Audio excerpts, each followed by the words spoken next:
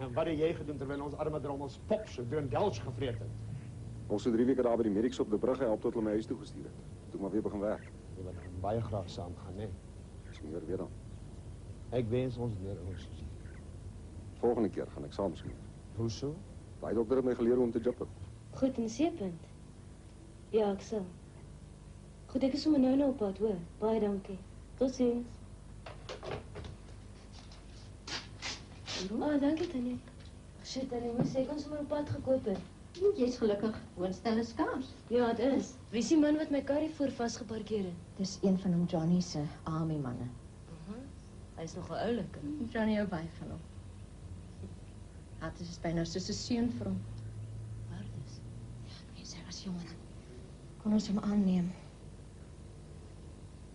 Sy vader het selfmoord gepleeg toe hy nog baie jonk was en sy moeder het hom sommer net so gelos met 'n ander man weggeloop. Ag nee. Maar sy is seker goed vir hom, Johnny. Jy sal moet wikkel of jy verloor haar woonstel. Ja. Neem hom Johnny Tannie ooit kwalijk dat hy nie kon kinders hê nie. Nee, dat maakt het nog erger. Loop nou, jy's laat. Goed, ek loop. Jammer om jou in die rede te val, Johnny. Iemand dink om sy plek behoort aan hom en nou staan haar kar in my pad. Ek sal hom sommer gou wegvat. Los eers. As sy so haastig gepraat het toe jy intrek, is maar net 'n set om jou te ontmoet. Om Johnny.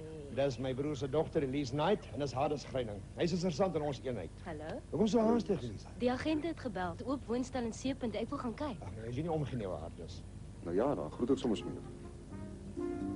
Hades, ek sien jou weer dinsdag aan by die administrasie, hoor. Dat hom, Johnny.